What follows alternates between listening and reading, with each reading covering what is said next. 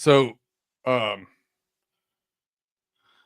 the Christmas is right in front of us. I hope everybody's got all their shopping done. I think Justin got ahead of it this year. I think he's shopping on Amazon right now. You just handing out receipts. Right. Oh yeah, gift receipts and everything. Yeah, but your stuff will be here next week. Hold on, let me get. I got something to say about that briefly because I feel like that we have approached an era now to where there is no real such thing as gift giving this day and age when it comes to traditional shopping. That's kind of been lost in the fold with Amazon and online retailers into the fold of things. Nowadays, man, people just shoot you your Amazon wish list and then you just pick something from there if you want to give somebody a gift. Yeah. I still appreciate the allure of opening up a Christmas gift and they don't know what to expect from him. And then if you got them something that their heart truly desires for that they didn't even realize it, that's what makes it special to me. Not just by picking your Amazon wish list like this is some sort of wedding registry that I'm picking out of where you already know you're getting this. That's not exciting for me at all, for real. Like, don't get me wrong, it's cool just to be able to get it done and over with. And it makes the online hassle. I'm sorry, it makes the in the store shopping hassle much more manageable for that regard. But like, I still appreciate the old way of doing things. I mean, am I crazy that they feel that way? Hey man, I shot for some gifts. I went out. I like shoes, man. I mean, I got. So we're like the shoe couple now, right? So all the nieces and nephews and stuff make comments about our shoes that we wear because we like shoes, and so we just decided to lean into it and become the shoe couple. So we buy the kids shoes that their parents normally wouldn't buy for them. Right. Yeah. Just run with it. Yeah. I got a 9-year-old nephew Lego Dunks and gave them to him yesterday. Yeah, that's cool. I like Pretty that. sick. Tim, you got everything bought, paid for, wrapped. I know you ain't wrapping it. No, I was just telling the wife a little bit ago that I had some gifts I got to wrap for her because I can't have her wrap her own gifts. That'd be. Oh, my dad used to do that shit. He did. I know he did, but and I usually have my daughter wrap them for me, but she's getting a little bit too old to. I could still scam her into wrapping my presents for me, but I think the whole comical side of me wrapping gifts is when I give it to my wife and go, "Here, honey, I wrapped them," and she goes, "I can tell you wrapped that shit. That shit looks awful." Yeah, that's right. Okay. Oh man, I heard that in the background. That was funny. Claude, Austin, Merry Christmas to both of you. We appreciate you guys. She's cooking right now. Yeah, that's the main thing for the holiday with me. Like, the gifts are one thing. It's cool. It is what it is. My wife and I don't give major gifts. We for Christmas we've decided small stuff and travel. Yeah. We save the money that we would have spent on Christmas and we go somewhere. So kind of a fun thing that we started doing a couple of years ago. And that's the thing is with Heather and I, I actually have to ask her, I actually have to say, hey, let's do a spending limit because this woman, she'll just, I'm like, whoa. Spoiler man, huh? Yeah, and I'm just like, okay, well, like before this Christmas came, I said, what's a spending limit? We came to a spending limit agreement and hopefully she kept to it because if not, then I'll just spoil her on our anniversary, which is January 2nd. So, I can make up for it. Oh, so you can make it up quick. Yeah, you can make it up before anger sets in. I like that. But then, just like my wife just said, it's not about the gifts. She loves Christmas. She loves family. She loves, to get together, the food and the celebration of Christmas, so she is, I call her Mrs. Christmas. So, it's not all about the gifts to her. She loves to give. Her thing is this, she loves to give. And for her to get, it's not no big thing to her. I like to get together with good people, family and friends and break bread, man. That's always had a special place in my heart, man. I feel like cooking for other people and eating and enjoying dinner and the conversation. Like, I grew up in a house where we sat down. It was the one thing that we did that was probably normal was we sat down at the dinner table, we ate dinner, talked about our day, talked about what we had going on. and it's just always been kind of a key to my core. You know what I mean? Yeah. So, yeah. All right, that's enough of Christmas. Let's talk football.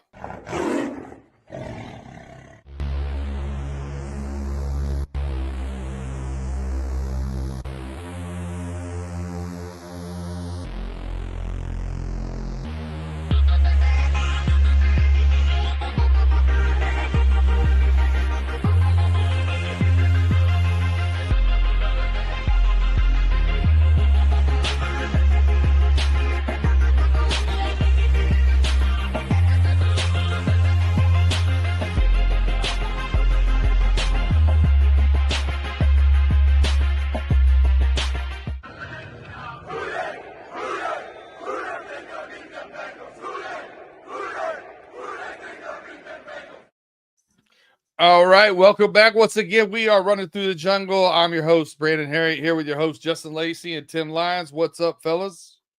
What it do? What it do?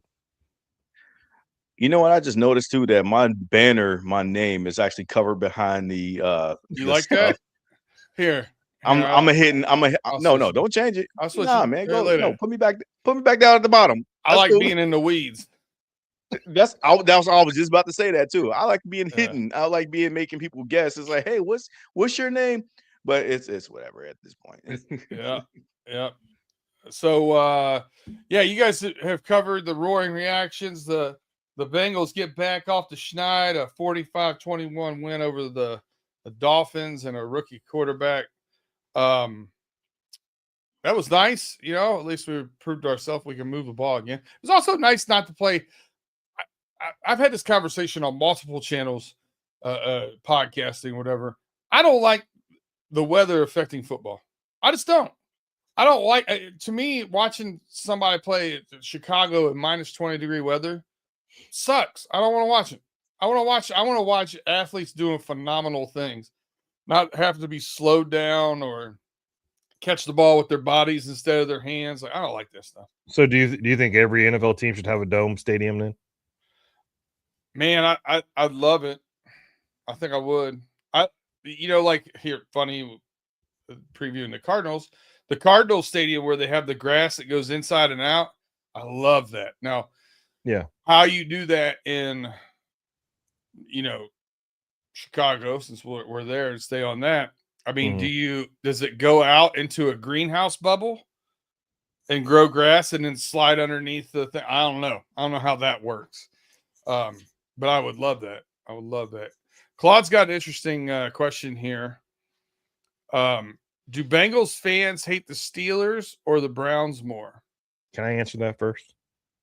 Yeah, go for it. I hate the Steelers more. You know why? Because the Browns ain't done shit in 2,500 years. And the thing is the Steelers are the worst fans. They are. I'm sorry, but you guys are the worst fans. When it comes to just football, you guys are awful. It's just like, oh, we've won 5 Super Bowls and Mike Tomlin's been on his 19 winning season, but you can't win a playoff game in the last 8. So, but I still love you, Claude. You're still my homie. I know the rest of the homies chat. I still love you guys, even though a lot of you are Steelers fans. But as a team wise, I hate the Steelers, and I hate the Browns too. I just hate them both. But if you want to say who do I hate more, I hate the Steelers. All right, Justin, do you share those sentiments? As far as like the AFC North hatred hierarchy goes, it was always Pittsburgh for the longest time. But at the end of the day, that was more so because of what was contrived of the Palmer injury to his knee back in 2005. I don't recall a lot of Bengals fans hating Pittsburgh before that. Now, you probably have some older Bengals fans that remember the 80s and whatnot and stuff like that to remember some of the late and dirty hits too. But I also remember the 90s Bengals and the early 2000s before 05 and Corey Dillon during that time. He always punished the living hell out of the Steelers too. But that 05 season, that's where the contrived hatred was born and bred for Bengals fans going against Pittsburgh fans. And that injury to Palmer's knee really kind of sparked a lot of things. But for me, I feel like that ever since we had Joe Burrow and we've kind of like really dominated the rivalry with him at the starting quarterback position, when he plays against Pittsburgh, I never felt like that big brother, little brother syndrome at all anymore. And really, the game that really sparked it for me was 2020, where Von Bell hit Juju Smith-Schuster, and Joe Burrow didn't even play in that game. But that was finally where I saw the Bengals really kind of take the Steelers to the woodshed and really kind of do what the Steelers have always done to the Bengals in years prior for that. The team that I honestly hate the most nowadays is Ravens fans. I can't hate I hate the Ravens now more than anything, down than more than the Steelers, then the Browns. Even though I don't like either one of them equally to an extent, but when it comes to Ravens fans and the Lamar Jackson fans, their arrogance, they're stuck up, they're absurd. They think that they want to talk about stuff that they did well over a decade ago. And then they always cry about injuries. But anytime the Bengals had sniffed the success that they did with back-to-back AFC championship games that they went to and went to a Super Bowl, we get told that we can't be bringing that stuff up. But here they are always bringing up 2019 Lamar's MVP like that meant something. They went one and done into the playoffs in that year. I also see Claude's question here. Do you feel like that hit on Carson Palmer was intentional? You can. At the end of the day, as I've matured past that years later, I don't know if it was intentional because Kimo von Oelhoffen did try to. He knew that he made a mistake or whatever, but I think that that's kind of with the laughter that, like with the Joey Porters of the world, the James Ferriers, the Hines Ward, the Bill Cowers, when that all started to coincide after the injury happened, then it made it felt like that it was intentional, but really it just fueled the hatred from then on. Like I said, it was contrived. And plus it was a one-sided rivalry. But I think Bengals fans hate Steelers fans more as a conglomerate overall because they always hated feeling like they were the little brothers to Pittsburgh. But we don't feel like the little brothers to Pittsburgh. Now we got Joe Burrow at the helm. In fact, he's been a great equalizer to all the stuff that Pittsburgh does well. We've already had answers as well too, just naturally.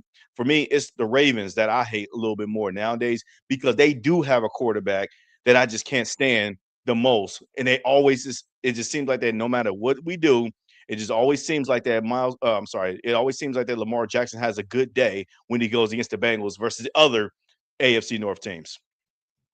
I'll tell you, I'll answer the question here for Claude twofold. One, Steelers team would be on my top of my list of disliked teams in our division.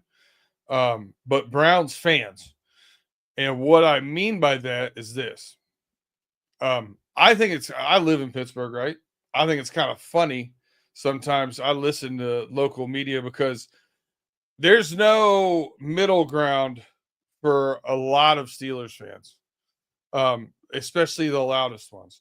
It's either they're going to win the Super Bowl or they're absolute trash and fire everybody. There's no in between. So that I kind of chuckle with that. It doesn't bother me. I go to games here.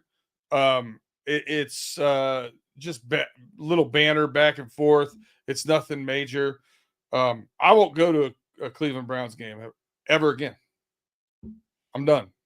And it was I watched a guy try to fight a girl, literally a 23-year-old girl, and a 40-year-old man. It was the wildest thing I've ever seen.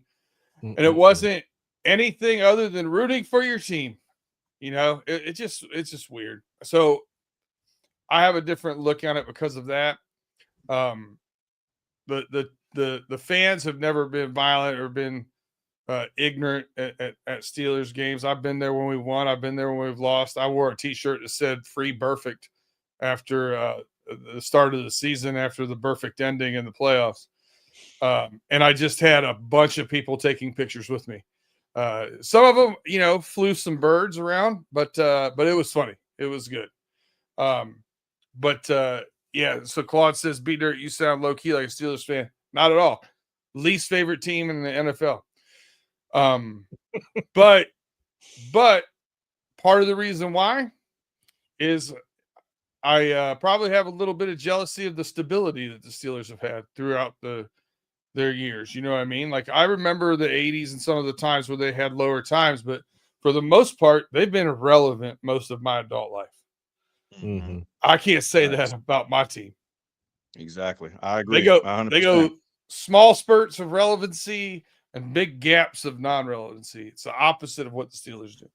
So I don't know that Hopefully that's a good answer for you, Claude. We appreciate you over here in enemy territory anyway. So let's get into it, man. We've got a game here Sunday, 1:00. We've got the Arizona Cardinals coming to Cincinnati. It'll be another home game, another game that will be favored, and an interesting matchup. The Arizona Cardinals have quite a few people on injured reserve. They have I don't know, trying to see what they've got out there, I guess, and doing a lot of maneuvering the people around. Where we actually have most of our team playing, which is good and bad, right? But yeah, let's just start with an overview of this game. What do you let's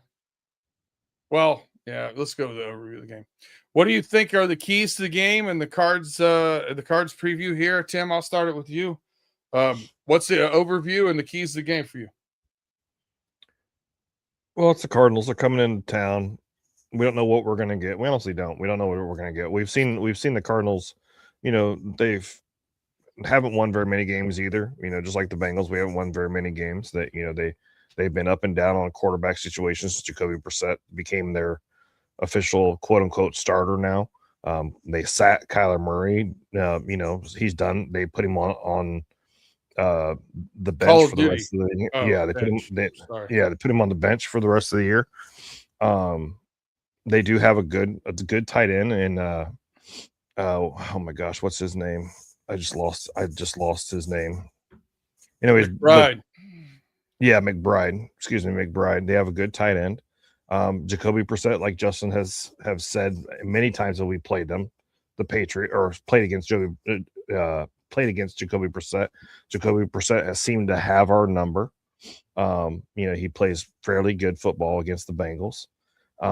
But the thing is this game right here, it doesn't mean nothing. It means who's going to get the higher draft pick. And I'm not going to say the Cardinals are going to, tank the game, but I'm not like thinking that the Cardinals are going to come into town and whoop the hell out of the Bengals. You're not saying they shouldn't.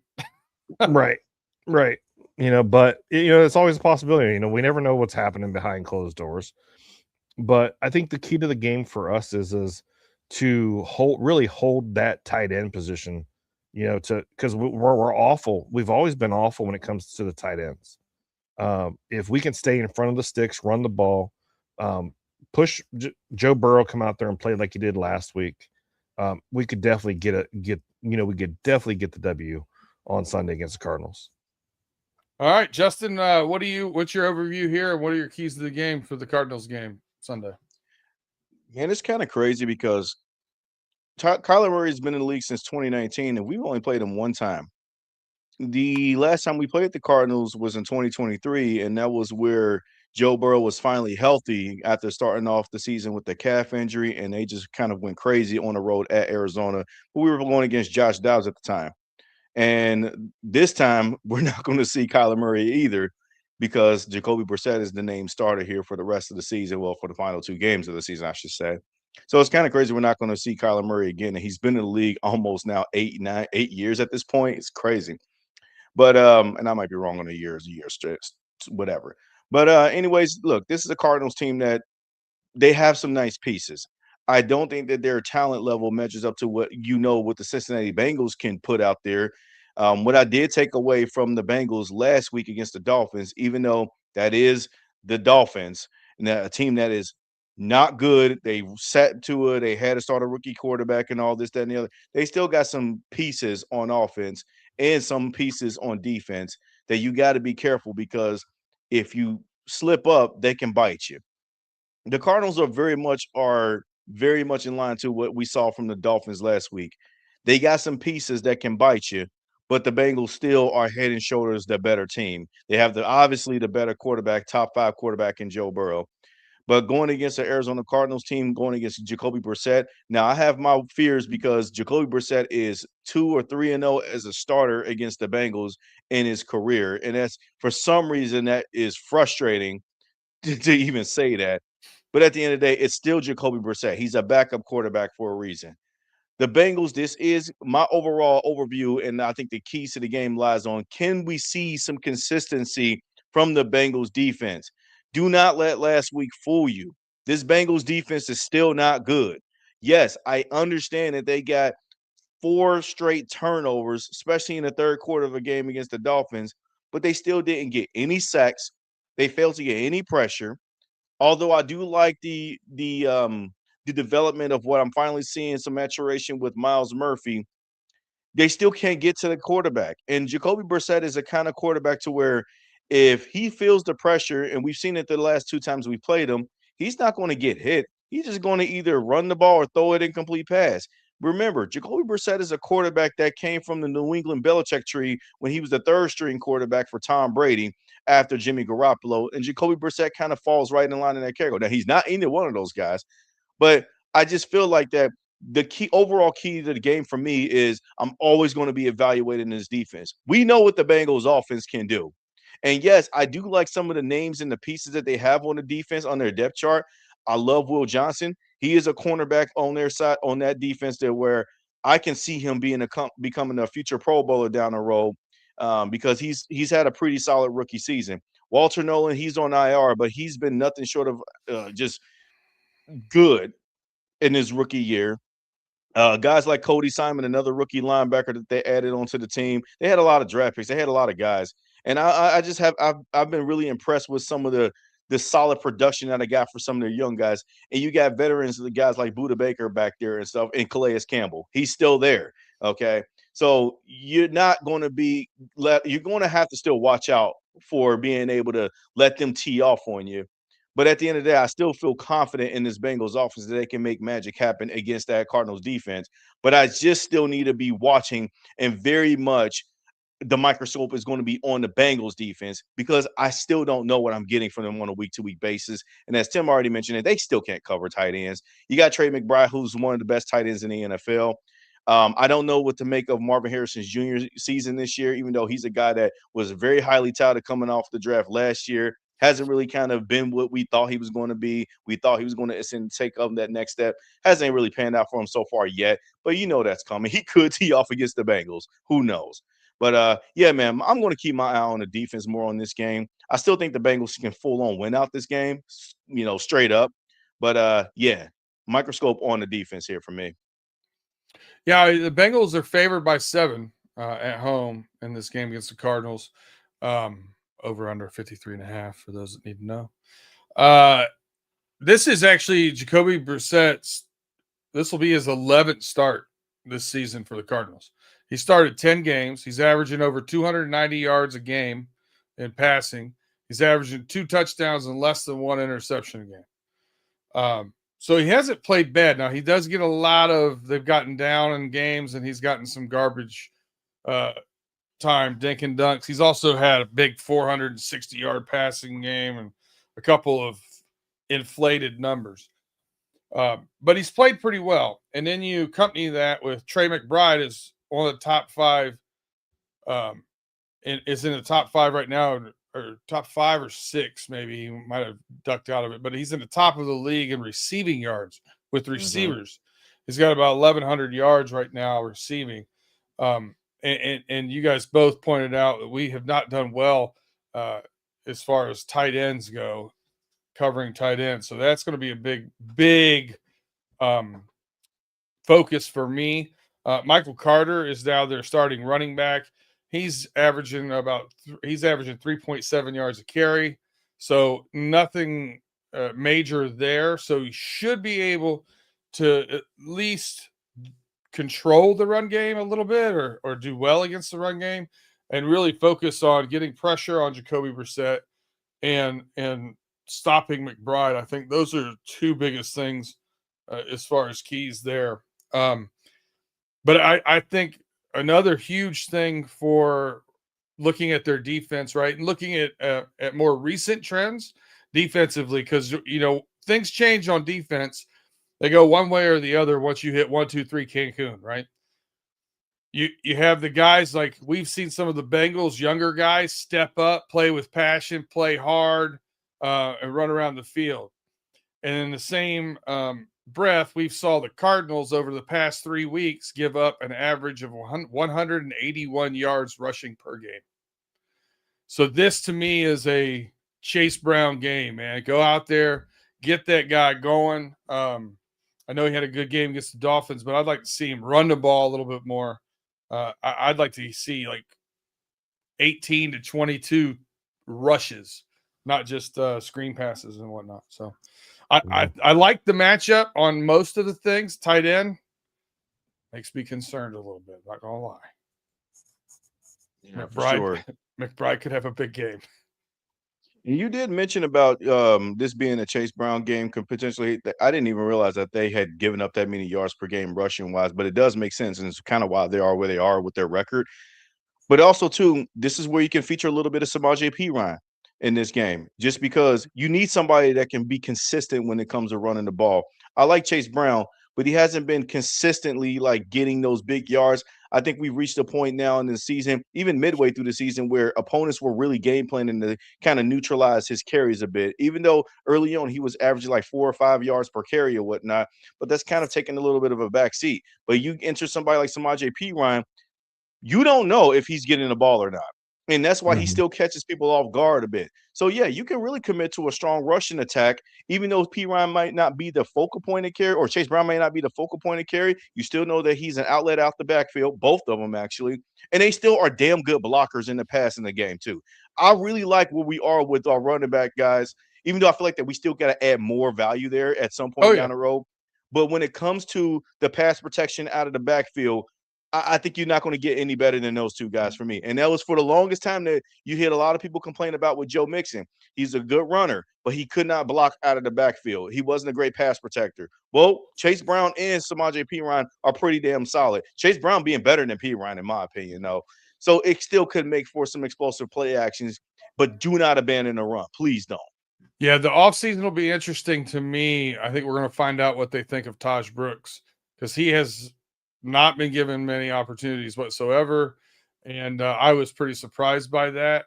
We'll know if they start looking in that 5th round or so for another running back or more running back depth. Their thoughts on Taj Brooks probably not going to be that number 2 or that thunder to lightning kind of combo that we were hoping for. Mm-hmm. I like the kid, and I think he runs hard. I'd like to see him get more opportunities, but I'm not at practice. I don't know what they're seeing. I don't know. I'm not sure. All right. All right. Well, that's a good place for us to break, hear from our sponsors here for a quick sec. If you have not yet, please hit that like, subscribe, thumbs up, get the notifications. We appreciate you guys rocking with us each and every week here on Running Through the Jungle. And we'll be right back after these messages.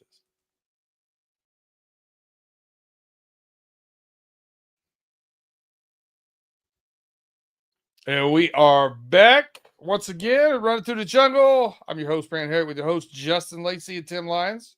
We've done the cards overview and the keys to the game.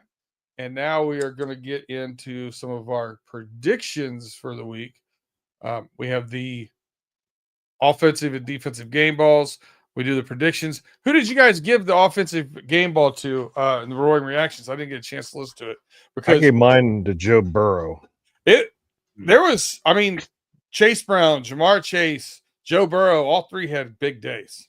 Yeah. T. Higgins too caught a touchdown. Yeah. I thought the 3 were a little bit head and above it. I you could make an argument for about any of those 3 in my mind, but I don't know. We settled on Joe. I think we both settled on Joe Burrow, right, Tim? When we did our offensive game ball.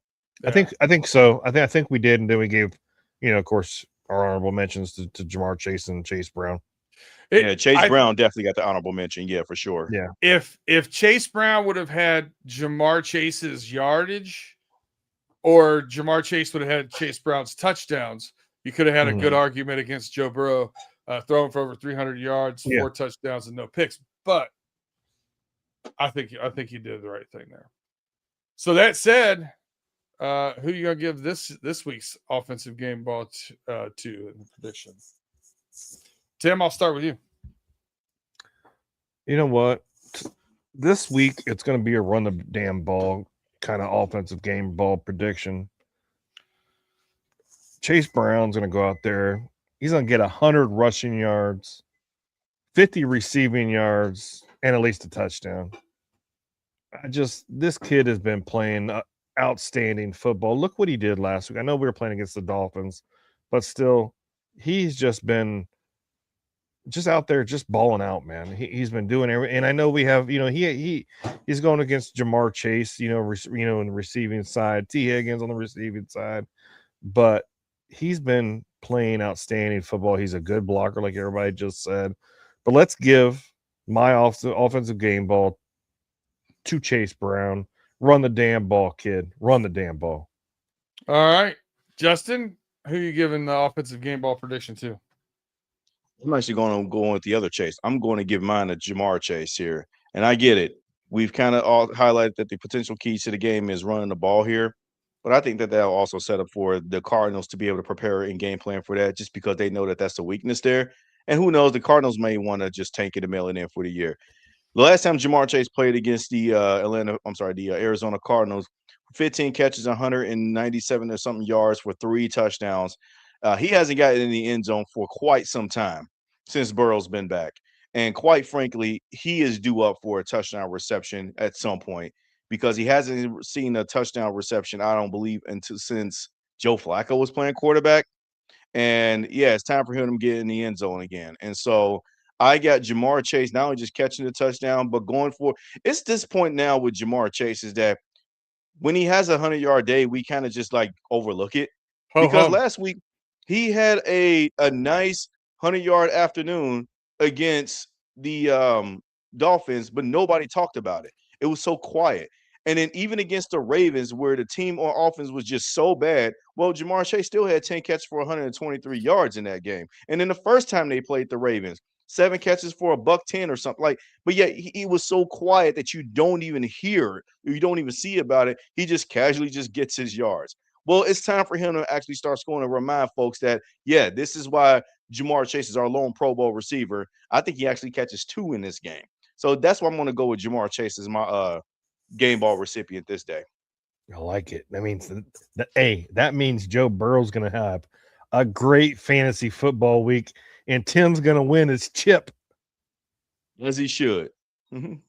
I would like to thank Dakota Prescott for me not playing for a chip in 2 of my fantasy leagues, and Baker Mayfield in the other one. I appreciate you guys shitting in your helmet at the end of the season. All right. I'm going to go Chase Brown as well, Tim. I agree with you. I think he has a receiving and a rushing touchdown. I think he gets about 150 total yards. I like him I like his matchup here against the Arizona Cardinals. Yeah, I was looking at, and you know what's funny is this. So I was looking at some stats wise. I was like, well, how is the Cardinals defense position wise? They're last in the league. They're allowing 426.6 yards a game. 33.3 points a game is what they're allowing. Awful. Rough. I'll take the over, but we're not to that point yet. Defensive game ball predictions. Justin, why don't you take this one and give me your defensive game ball prediction against the Cardinals? It's been a while since I gave a prediction on a game ball because I haven't had a lot of great things to say about the Bengals defense. But I think that we are at this point now where some defensive players are starting to emerge. We're starting to see some young guys finally kind of develop the fruits of their labor a little bit. Miles Murphy, I've already mentioned him being one of them. Another guy, Jordan Battle. We already kind of saw what DJ Turner was already. And it's a damn shame that he didn't even get Pro Bowl honors because he had a great season. And you put guys like Denzel Ward because of his name and whatnot, but he's had a bad season compared to what DJ Turner's had. But when you're on a bad defense, nobody's going to care about you. That's how we've also I kind of look at it as well too. For me, I think I'm going to go with Jordan Battle. I think that he is a guy that he's taken a lot of flack early on, and I've also been very critical of his play. But he's finally kind of growing up and right before our very own eyes. He's making smart decisions when it comes to not missing tackles, really being that thumper and just knifing in the backfield, getting tackles for loss, being able to stop them when an opponent has a running back that's going for a big gain. You can count on Jordan Battle, much like to what we've been seeing with Jesse Bates, to kind of like be the last line of defense to be able to stop some guys and also be proactively hit some guys. I'm starting to see that now with Jordan Battle. And I've been very impressed with what I saw from him. He got another interception that he nabbed away from Quinn Ewers once again, or Lamar Jackson, I would say. And I think that it has been very impressive watching him these last several weeks as well. So that's where I'm going to go with my prediction. There's some other guys that you can be some good guys for predictions as well too. But like, I think that I'm ready to kind of say that, you know what, Jordan Battle is a guy that I think that we can invest looking forward in the future, alongside with other people that we need to bring on into the in free agency or whatnot, or all season draft, whatever. I don't care. I ain't there yet. But I think that Jordan Battle has asserted himself in the conversation as a piece that you can build for future teams moving forward for this defense. All right. Tim, you agree with Jordan Battle, or are you still riding with your guy Miles Murphy? You know, I'm not going with Miles Murphy this week. He didn't have a bad week last week. Nobody got home and got any sacks. You know, nobody got any sacks last week. You know, I thought he played well. You and I have talked about this. He's playing really well, and he seems to do one unintelligent football play a game. It's like he just has one mishap where he doesn't maintain his gap. He doesn't set the edge. He doesn't chip the running back coming out of it. It's one thing, and it always leads to a touchdown. Mm-hmm. And it's just a glaring thing. So he needs to clean that up. Other than that, I think he's played great. Yeah, he has. He's been playing good ball, you know, and I agree with you. You know, he does need to learn how to set the edge. He needs to know how to identify the gap and go for it. But this week, you know, this week normally would be, if it was last year or the year before, this week would be my Mike Hilton week. Like, I'd be like, oh, Mike Hilton, my dog, my man's going to go in there and get a sack and call some tackle for losses. And, you know, because I miss Mike Hilton. I really do. But that being said, Dax Hill is going to be my dog this week. He's going to be, I'm going to say 2 tackles for losses and at least a sack by Dax Hill. It's funny. I think we're all three thinking along the same lines here. This is one of those games where I think you see Jacoby Brissett likes to attack the middle of the field. Mm-hmm. He's not throwing to the boundaries as much as some other quarterbacks. And because of that, and because of McBride and plays in the seam and so on and so forth, I feel like those are 2 really good guys to pick. Those are the 2 guys I was back and forth with, because I feel like they're going to be able to be around the ball a lot. Yeah. So it's kind of like, all right, who do I think is going to, you know, make the play? And I think it's going to be Jordan Battle, because I think he could A, get an interception, or B, as you said, Justin, he's turning into that thumper back there. He could force a fumble after a catch and run. So I'm going to go Jordan Battle as well. That's the first time in quite some time that we've both picked the same people on offense and defense. That was me. Yeah. I got, you know, it's really crazy, because what I've been sort of thinking along the lines of, after watching these last few weeks, if the Bengals get one nasty corner in the draft, or even a safety or whatnot, to pair alongside with Jordan Battle, Caleb Downs. do you think that this has a chance to be one of the better secondaries next year? Since Just think Jesse about Bates?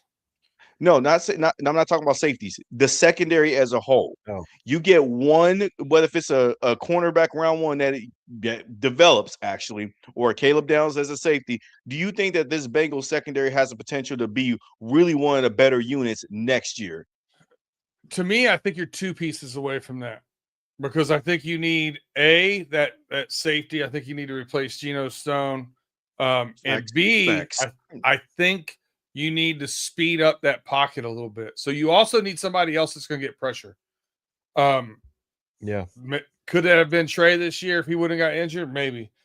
Do I think it's going to be Trey next year? Absolutely not. So they got to get somebody else that can get more pressure on the quarterback. I agree. This is why I said leave the linebacker and the defensive lineman out of it, because that's an obvious weakness with this Bengals defense. But as a secondary, minus Geno Stone, they have a chance to be one of the better safety secondary units next year if they make the right calls. I agree, but I'm saying saying is a secondary's best friend is a pass rush. True, You got it. Right. You can't get them. You can't let them have 3 seconds to decide where they're throwing the ball. No secondary in the NFL can hold up to that. And I understand what Justin, and I understand what you're saying, Justin. I think it would be an improvement, because it would give us somebody back in that secondary that somebody's afraid of to either pass the ball or getting into that secondary to where they're going to be a thumper and kill you on the run game. I agree with you 100%. I think it'll be an improvement. I don't think that we would be one of the best teams just because we added that one piece. I think we need two. Yeah. I honestly think we need 2 secondary pieces, a safety and a corner. That's why I said the decisions got to be made correctly, because again, I'm just thinking about the secondary aspect of the defense. The defense still got a long way to go, in my opinion. But I think that you're starting to kind of realize that, all right, starting to see some fruits of the labor develop. If I get another lockdown corner opposite of DJ Turner, all of a sudden I feel good about my corners. Yeah. And all of a sudden, if I make the switch, cut Geno Stone, let him go to free agency, and I sign somebody like, let's say, a Julian Blackmon, or draft a Caleb Downs, as we mentioned in the first round. Right. And then all of a sudden, I'm starting looking at my secondary. I'm like, damn, I got this guy starting to come along. You saw where I'm saying it. Now, if they go into this and then they start using Scotch tape to sign guys off the street, and then like leading Nick Scott, with hope, leading with hope as their strategy. Absolutely not. I don't think so. But I think the potential of being one of the, like, a more turnover prone secondary that can get ball hawk and get turnovers can be had next year if they make the right moves. But however, I'm 100% in agreement with you guys that you do need a pass rush. That linebacking core, you need to get the teeth of the defense fixed. We all know this, but I was just it just started racking my brain about, we kind of starting to like some of these guys that's starting to develop on the secondary side. Josh Newton's played great. Yeah, dude, he's been good. Like, look, I don't want him as my starting CB2. And this may be a hot button topic. I kind of don't want Dax Hill as my CB2 neither. I feel like that Dax Hill's best position is the slot corner for now. Agree. That's why I said, if the Bengals look at the value addition to see where they can get the production value. Now, we know pass rush and defensive line, they got work to do. But get the production value in the secondary, they can sort of kind of build the defense, and then kind of like the Ravens defense, essentially. But like the production value for the Ravens defense is clearly in the secondary, because it sure as hell ain't they pass rush. That's where I'm talking about, where it's like, you know what? Maybe Jordan Battle is not Kyle Hamilton, but he's pretty good. You know what I mean? And I think that DJ Turner, line him up against Marlon Humphrey. I think that you might bank on the upside of DJ Turner versus Marlon Humphrey. If you draft maybe a round 2 corner that has lockdown potential, like a Nate Wiggins for the Ravens, all of a sudden this Bengals secondary looked pretty frightening a little bit there. But again, I don't want to speak too forward thinking, because we are talking about the Bengals front office making the right decisions at this point. Yeah, Austin Zart agrees with you as far as their performance. Minus Stone. Minus Stone. That's a good caveat to have. Yeah, we all thought he would. I thought, he comes in here after 7 interceptions with the Ravens the season before he gets here 3 years ago, and then comes in here, and that was obviously a product of his environment. That's pretty easy to see now. Right. I need somebody that. Honest to God, I think Dax Hill played better than Geno Stone at safety, and we weren't enamored with him. You know what I mean? But it is what it is. All right, brass tacks, fellas. Score prediction time. Tim, you pointed it out. This Arizona Cardinals team and the Cincinnati Bengals team likes to give up points. Over-unders 53.5. So should see some excitement. Hopefully the weather's decent. Tim, what's your score prediction for the Bengals hosting the Arizona Cardinals. Score prediction is going to be 32-20 Cincinnati. Oh, he's got it right at he's got under. How about that? Justin, what's your score prediction? I actually got a little bit over. I got the Bengals 31, Cardinals 23.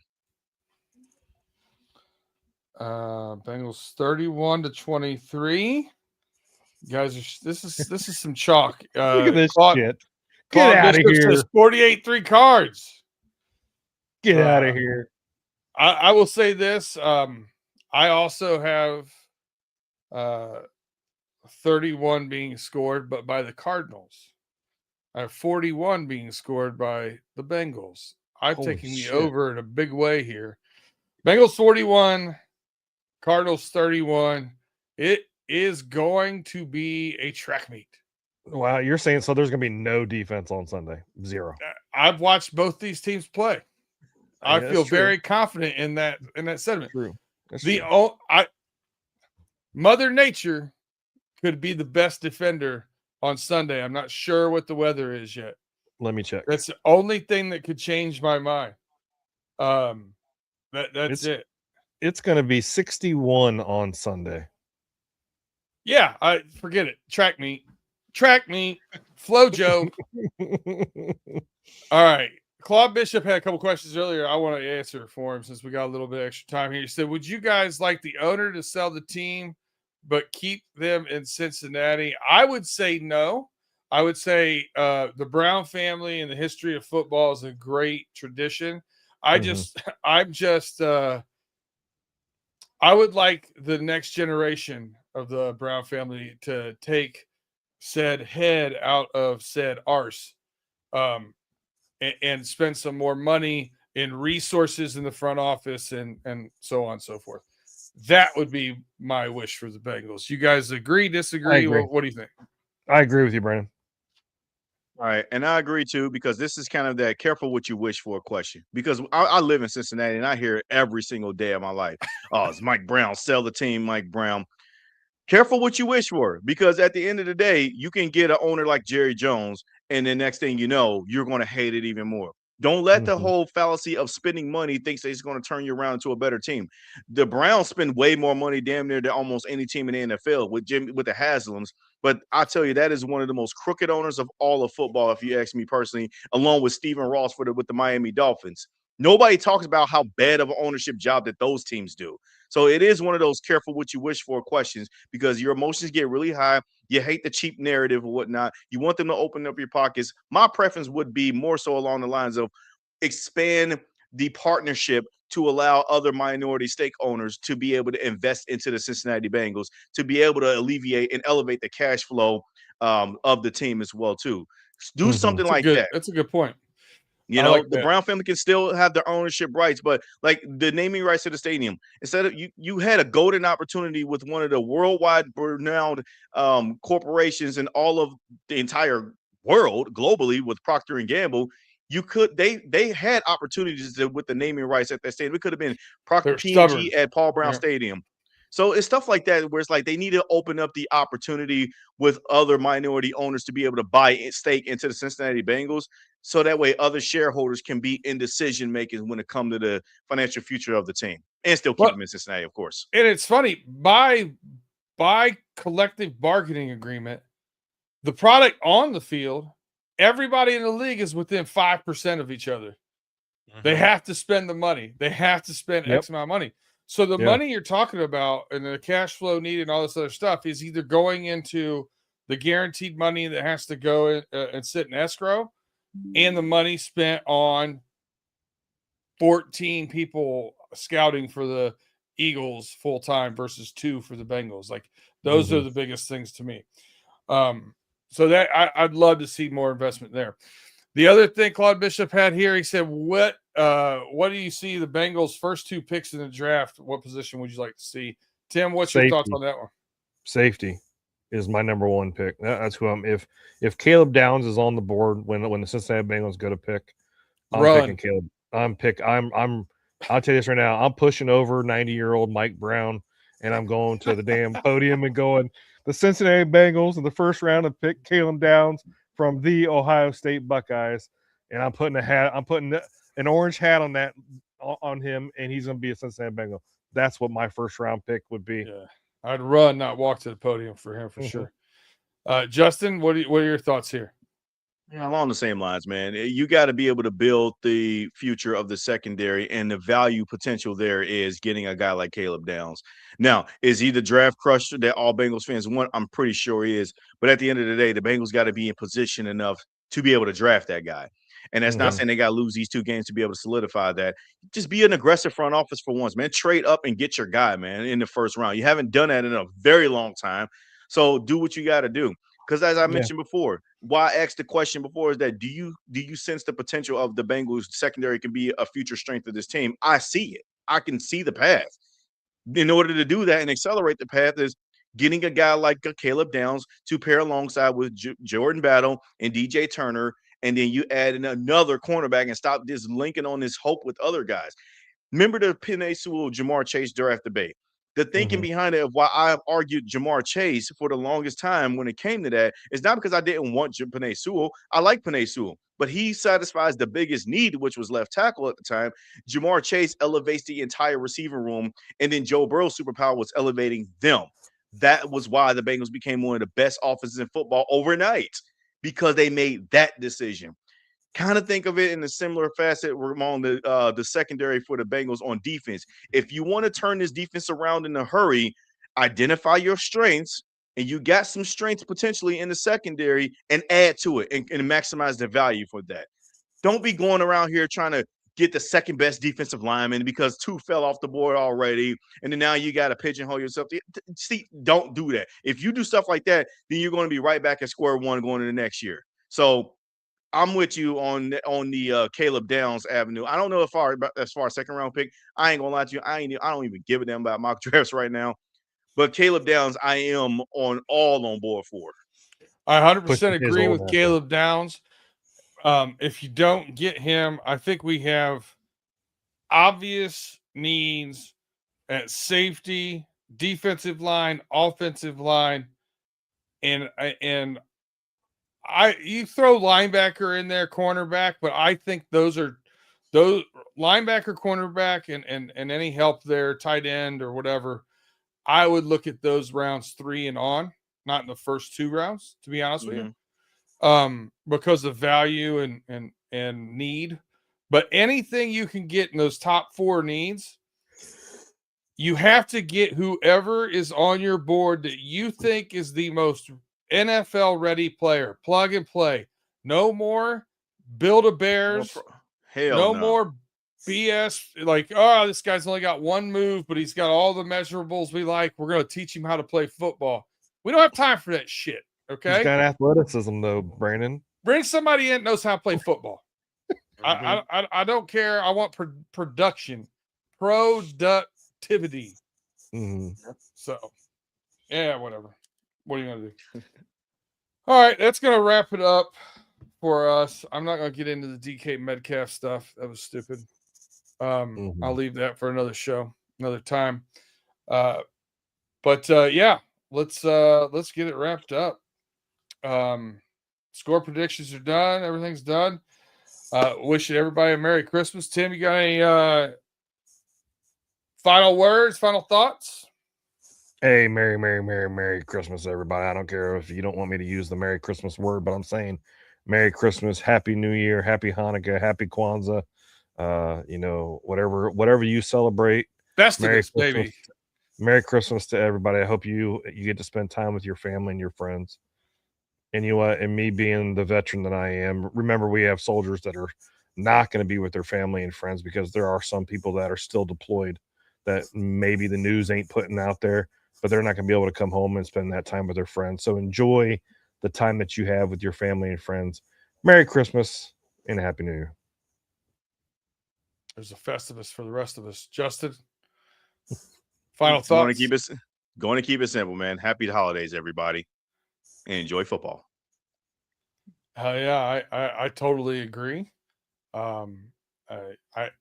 The this is the part of the season what we're in right now, where the holidays are here and the Bengals start winning meaningless football games. So Facts. here we are. But we appreciate you guys rocking with us. If you haven't, please on the way out, like, subscribe, thumbs up, tell a friend to tell a friend, and meet us back here again next week as we are running through the jungle.